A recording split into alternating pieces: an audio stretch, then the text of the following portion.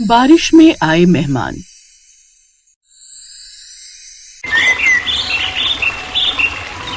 भैया ये आलू कैसे दिए? 30 रुपए किलो है बहन जी। ठीक है फिर 2 किलो तौल दो। गर्मा गर्म पकौड़े और फ्रेंच फ्राइज बनाकर खाऊंगी, वो भी सॉस के साथ। बाय गॉड मजा ही आ जाएगा। सब्जी मंडी से बाकी सारा सामान लेकर वो घर लौट ही रही थी कि तभी उसकी सास का फोन आ जाता है। ओफो, मम्मी जी को भी ना बिल्कुल भी सब्र नहीं है। 2 मिनट लेट क्या हो जाऊं तो फोन तो ऐसे कर देती है जैसे कोई छोटी बच्ची हो, गुम हो जाऊंगी। अरे बहू सब्जी लेने गई है या खुद ही ठेला खोलकर बैठ गई? कब से गई हुई है, अभी तक लौटी नहीं।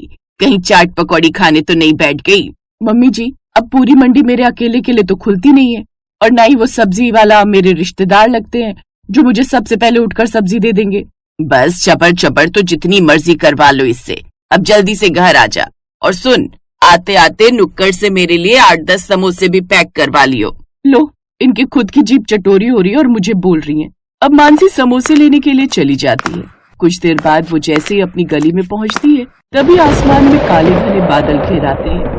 हे भगवान, ये मौसम भी ना गिरगिट की तरह रंग बदलता है, भरोसा ही नहीं इसका कुछ। फिर मानसी जैसे तैसे घर पहुंची। ओए होए, बारिश में इनको खाने का भी ना अपना ही मजा है। जा अब जल्दी से जाकर रसोई से प्लेट ले आ। बताओ भला वो काम भी मैं ही करूं? वो बात कर ही रही थी कि तभी दरवाजे की घंटी बजती है। मानसी गेट खोलने जाती है तो वो देखती है कि सामने उसकी बारिश में भीगी हुई बुआ सास, फूफा ससुर और उनकी बेटी खड़े थे। अरे काम वाली बाई, तू कितनी देर लगाती है दरवाजा खोलने में? मैं अभी तेरी मालकिन से शिकायत कर दूंगी। अरे बुआ जी ये मैं हूँ, आपकी बहू मानसी। हैं मानसी? ओह अच्छा, अब अंदर भी आने देगी या यही दरवाजे पर खड़े होकर सारी बातें कर लेगी? ओह सॉरी, अंदर आइए ना। अरे दीदी आप सब यहाँ, बहुत अच्छा किया जो आप लोग आ गए। इसी बहाने अब मेरा भी मन लगा रहेगा। वो सब तो ठीक है भाभी, लेकिन ये समोसों की महक कहाँ से आ रही है? वो महक तो यहाँ से आ रही है। अरे वाह भाभी, आपको पहले से ही पता था क्या कि हम आने वाले हैं जो आपने समोसे मंगवा लिए? लाओ बहू जल्दी से हमारे लिए पेटों में डालकर समोसे ले आओ, इससे पहले कि ठंडे हो जाए। हाँ आइए ना, आप बैठिए। बहू तू जा समोसे डाल कर ले आ। आने से पहले दीदी आपने कोई खबर भी नहीं की, यूं अचानक आ गई, कम से कम आने से पहले बता तो देती। लो भाई, अब अपने ही घर में आने के लिए भी पहले बताना होगा क्या? और मेरा बड़ा जी कर रहा था तुम सबको देखने का। अरे तो वीडियो कॉल कर लेती बुआ जी, यूं इतनी बारिश में आना क्या जरूरी था?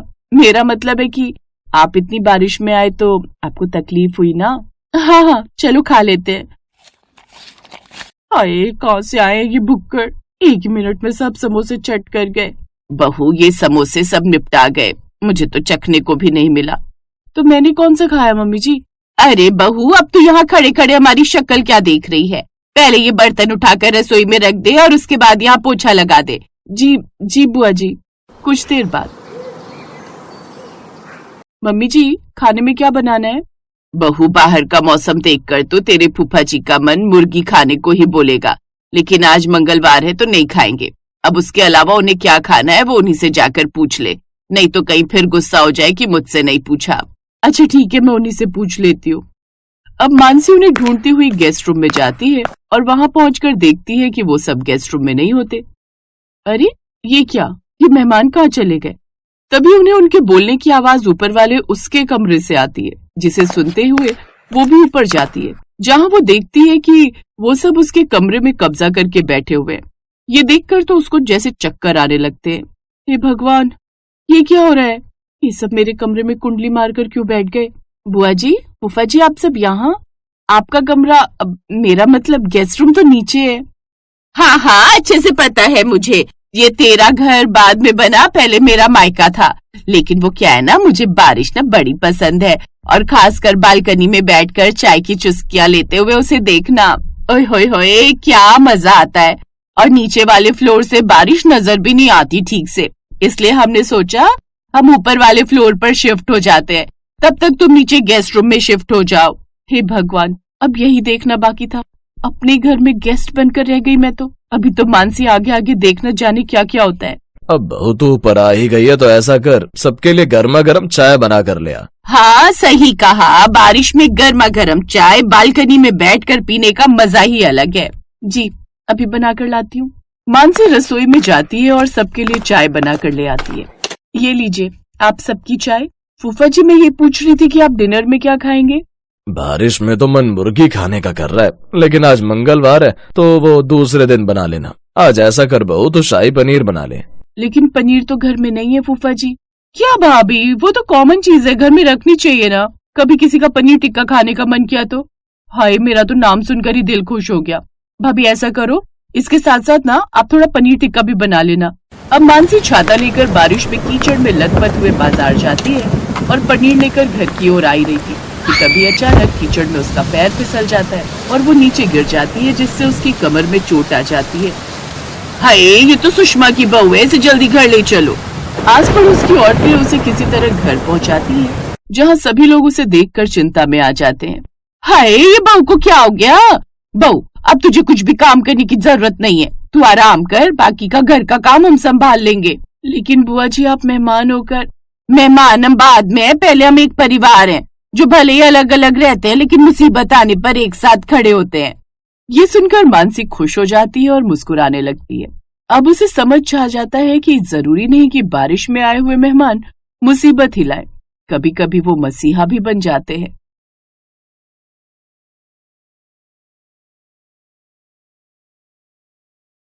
राशि सुबह से परेशान थी। उसकी कामवाली की सास बीमार थी, इसीलिए वो 2 महीने की छुट्टी पर गांव चली गई। क्या हुआ राशि? ऑफिस जाने का टाइम हो रहा है और तुम अभी तक किचन में ही हो। तो और क्या करूं? पुष्पा अचानक छुट्टी लेकर गांव चली गई। बिल्डिंग के सारे फ्लैट्स में पूछ लिया है, किसी की भी काम वाली खाली नहीं है। एक काम करो, तुम गाड़ी लेकर ऑफिस पहुंचो, मैं ऑटो लेकर अपने ऑफिस चली जाऊंगी। तभी दरवाजे की घंटी बजती है। जी कहिए, आपको किससे मिलना है? मेरा नाम सुदर्शन है और ये मेरी पत्नी अनुपमा है। हम दिल्ली से आए हैं। आपके नीचे वाली बिल्डिंग के फ्लैट में जो अशोक रहता है वो मेरा भांजा है। पता नहीं, बहुत देर से हम घंटी बजा रहे थे, किसी ने फ्लैट का दरवाजा ही नहीं खोला। हाँ, हमने तो 1 हफ्ता पहले ही अशोक को बता दिया था कि हम मुंबई आ रहे हैं। इनके घुटने का इलाज करवाना था, तो सोचा अशोक तो यहाँ रहता ही है। अशोक को फोन किया आपने? बेटा, यहाँ आते हुए टैक्सी में फोन की डायरी सीट पर ही छूट गई, उसी में ही अशोक का फोन नंबर था। रुकिए, मैं अशोक को फोन मिलाता हूँ। हाँ, हेलो अशोक, मैं समीर बोल रहा हूँ। वो तेरे मामा जी यहाँ आए हुए हैं, तू कहाँ है? हेलो समीर, मैं तो जरूरी काम से काजल के साथ लंदन आया हुआ हूँ। लंदन? पर तेरे मामा मामी यहाँ मेरे घर पर हैं, अब उन्हें क्या बोलूं? एक काम कर यार, मेरी थोड़ी मदद कर दे। मैं 2-3 दिन में जैसे ही काम खत्म होता है वापस लौट आऊंगा। तब तक तू मामा मामी को अपने घर पर ही रख ले यार, तू मेरा दोस्त है ना। पर अशोक, हेलो हेलो समीर, यहाँ नेटवर्क नहीं है, आवाज नहीं आ रही है। मैं तुझसे बाद में बात करता हूँ, ठीक है? मामा मामी का ख्याल रखना। Hello hello. अशोक फोन काट देता है। समीर कमरे में जाकर राशि को सारी बात बताता है। क्या अशोक का दिमाग खराब है क्या? हम दोनों वर्किंग हैं, मेड मेरी आ नहीं रही है, ऊपर से ये दिल्ली वाले मेहमान, वो भी अपने नहीं किसी और के, और उनकी देखभाल हम क्या करें? मैं अभी जाकर उन्हें कह देती हूँ कि वो अपना इंतजाम कहीं और कर ले। रुको राशि, बेचारी दिल्ली से आए हैं, पता नहीं उन्होंने चाय पानी पिया भी है या नहीं। बुजुर्ग हैं, ऐसे उनको एकदम से भेजना अच्छा नहीं रहेगा। इतने बड़े मुंबई शहर में कभी ऊंच नीच हो गई तो अशोक तो हमें ही कहेगा ना। 1-2 दिन देख लेते हैं, अशोक आ ही जाएगा। समीर सुदर्शन और अनुपमा को सारी बात बताता है। शुक्रिया बेटा, जीते रहो। अंकल जी, आंटी जी, मैं ऑफिस जा रही हूँ। आप पीछे से कुछ भी आपको खाना हो फ्रिज में रखा हुआ है, आप ले लीजिएगा। हाँ हाँ बेटी, तुम आराम से अपने काम पर जाओ, हमें जो चाहिए होगा हम ले लेंगे। समीर और राशि अपने अपने ऑफिस चले जाते हैं। शाम को जब राशि ऑफिस से लौटती है तो वो घर की हालत देखकर हैरान रह जाती है। ओह नो, इतनी गंदी स्मेल कहाँ से आ रही है? ये स्मेल नहीं बेटी, ये तो देसी घी की खुशबू है। तुम्हारे फ्रिज में मलाई की बहुत सारी कटोरी रखी थी, तो मैंने सोचा इसका शुद्ध ताजा देसी घी बना लेती हूँ, तुम्हारे काम आएगा। पर आंटी जी, मैं और समीर देसी घी नहीं खाते हैं, हम लोग ऑलिव ऑयल लेते हैं। हाँ हाँ, मुझे पता है, ऑलिव ऑयल भी खाओ, पर पराठे पर, साग में, दाल में देसी घी ही अच्छा लगता है। रात को सबको खाना खिलाकर जब राशि सोने के लिए कमरे में जाती है तो वो मन ही मन गुस्से में थी। वो कमरे में आते ही समीर पर बरस पड़ी। अरे, ये अशोक के दिल्ली वाले मेहमान कब तक रहेंगे? पता है, आज सारी रसोई में देसी घी की स्मेल भर गई, और ऊपर से वो अंकल जी, न्यूज़पेपर कहीं रखा है, सोफे के कवर फैले हुए हैं, उनको मैं टोक नहीं सकती थी, पर ये लोग कब जाएंगे? मैं तंग आ गई हूँ। अभी राशि समीर से बात कर ही रही थी कि तभी सुदर्शन दरवाजा खटखटाता है। अब क्या हुआ अंकल जी, बताइए, कोई परेशानी तो नहीं है? समीर बेटा, रात को सोने से पहले मुझे हाजमोला खाने की आदत है। क्या तुम्हारे पास हाजमोला होगी? अंकल, हाजमोला तो नहीं होगी। एक काम करते हैं, नीचे बराबर में ही एक दुकान है, वो अभी खुली हुई होगी। चलिए मैं आपको लेकर दे देता हूँ। जाओ जाओ, मेहमानों की सेवा करो। मैं सो रही हूँ, मुझे नींद आ रही है, सुबह जल्दी उठना है। समीर और सुदर्शन दोनों सड़क पर बातें करने लगते हैं। अशोक छोटा सा था जब उसकी माँ यानी कि मेरी बहन का स्वर्गवास हो गया, और 2 साल पहले जीजा जी भी गुजर गए। अशोक बचपन में हमारे घर ही आकर रहता था। उसका अपनी मामी से बहुत प्यार रहा है, तभी तो हम बेझिझक उसके पास चले आए। जी अंकल, मैं समझ सकता हूँ। वैसे आप चिंता मत कीजिए, अशोक 2-3 दिन में लौट आएगा। अगर आप कहें तो आपके घुटनों को दिखाने के लिए डॉक्टर के पास मैं अपॉइंटमेंट ले लेता हूँ। जीते रहो बेटा, अगर ऐसा हो जाए तो मेरे घुटनों को बड़ा आराम मिल जाएगा। मैं तो थोड़ा इसलिए टहल लेता हूँ कि हाथ पैर चलते रहने चाहिए। सुदर्शन और अनुपमा को समीर के घर रहते हुए 1 हफ्ता बीत चुका था, पर अशोक फोन नहीं उठा रहा था। समीर सुदर्शन को डॉक्टर के पास ले जाता है और सुदर्शन के घुटनों का इलाज शुरू हो जाता है। एक दिन अशोक का फोन खुद आ जाता है। अरे अशोक, कहाँ था तू? इतने दिन से मैं तुझे फोन मिला रहा हूँ। तेरे पास मामा जी के सारे एक्सरे रिपोर्ट और डॉक्टर की रिपोर्ट जो उन्होंने तुझे दिल्ली में दी थी, तेरे फोन में उसकी फोटो होगी, पर तूने मेरा फोन नहीं उठाया। अब मैंने डॉक्टर से दोबारा इलाज शुरू करवाया है, पर तू कब आ रहा है? कुछ बता तो सही, क्योंकि डॉक्टर ने मामा जी को 15 दिन और यहाँ रुकने की बात कही है। उन्हें कुछ एक्सरसाइज बताएगा डॉक्टर। सॉरी यार, मैं यहाँ पर बहुत फंस गया हूँ। मेरा काम ही खत्म नहीं हो रहा है। मुझे अभी कम से कम 10 दिन और लगेंगे यार। प्लीज तू यार किसी तरह से ना मामा जी और मामी जी को अपने पास रख ले। अगर तू कहे तो मैं खर्चे के पैसे भेज देता हूँ। नहीं, ऐसी कोई बात नहीं है। चल मैं देखता हूँ, ठीक है। समीर आखिर क्या करता, वो मजबूर था। वो मामा जी को अपने घर से जाने के लिए नहीं कह सकता था। वो जानता था कि वो बुजुर्ग दंपत्ति किस परेशानी से गुजर रहे हैं। एक दिन जब राशि गुस्से में समीर पर बरस रही थी, तो अनुपमा चुपके से उनकी बातें सुन लेती है। तुम्हें पता भी है समीर, उन लोगों के आने से घर खर्च कितना बढ़ गया है। पहले मेरी और तुम्हारी सैलरी में से कितने पैसे बच जाते थे, पर अब देखो, गर्मी के दिन है, एयर कंडीशनर का भी बिल डबल आ रहा है। रसोई में भी गैस चूल्हे का बिल पहले कितना कम आता था, ऊपर से इस फ्लैट का किराया। अरे धीरे बोलो राशि, अंकल आंटी बाहर ड्राइंग रूम में बैठे हैं, उन तक हमारी आवाज ना पहुंच जाए। अरे अच्छा नहीं लगता है। कोई बात नहीं, थोड़े दिनों की तो बात है। अशोक लौट आएगा, वो बोल रहा है। आज ही मेरी उससे बात हुई है, वो 10 दिन बाद वापस लौट रहा है। अनुपमा जाकर सारी बात सुदर्शन को बताती है। वो दोनों समीर और राशि की मजबूरी को समझ गए थे। सुदर्शन उसी शाम बाजार जाकर राशन का बहुत सारा सामान, खाने पीने की चीजें, फल, सब्जियां सब खरीद लाता है। अनुपमा उस रात बढ़िया बढ़िया खाने के व्यंजन बनाती है। जब राशि और समीर घर लौटते हैं तो घर का तो पूरा नक्शा ही बदला हुआ था। राशि थकी हुई रसोई में खाना बनाने जा रही थी। वो देखती है रसोई में तो दाल, सब्जी, रोटी, चावल सब कुछ तैयार था। वो देखकर हैरान रह जाती है। समीर बेटा, राशि, तुम दोनों जल्दी से हाथ मुंह धो लो, फिर हम सब मिलकर खाना खाएंगे। और तुम्हारे अंकल जी ये कुछ सामान लाए थे, मुझे बता देना राशि बिटिया, ये सब सामान कहाँ रखना है। अरे अंकल, इतना सारा सामान लाने की क्या जरूरत थी? कोई बात नहीं बेटा, तुम भी तो मेरे अपने अशोक जैसे ही हो।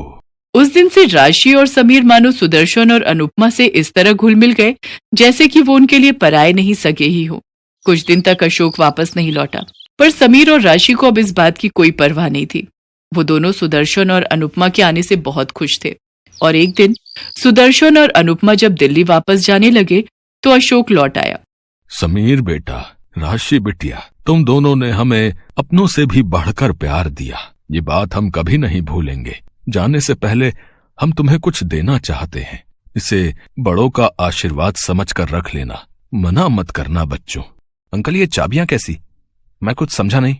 समीर बेटा, ये हमारे मुंबई वाले फ्लैट की चाबियां हैं। हम उस फ्लैट में नहीं रहते, हम दिल्ली रहते हैं, इसलिए यहाँ का फ्लैट बंद रहता है। अशोक के पास हमारा आना कभी नहीं हुआ, इसलिए हम कभी उस फ्लैट में जा ही नहीं पाए। अब से ये फ्लैट तुम दोनों का है।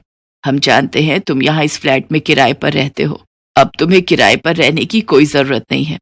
हाँ समीर बेटा, हम दोनों बूढ़े बुढ़िया 2 फ्लैट लेकर क्या करेंगे? हम शुरू से दिल्ली रह रहे हैं, आज से तुम दोनों वहां रहना और हंसी खुशी उस फ्लैट में गृह प्रवेश करो।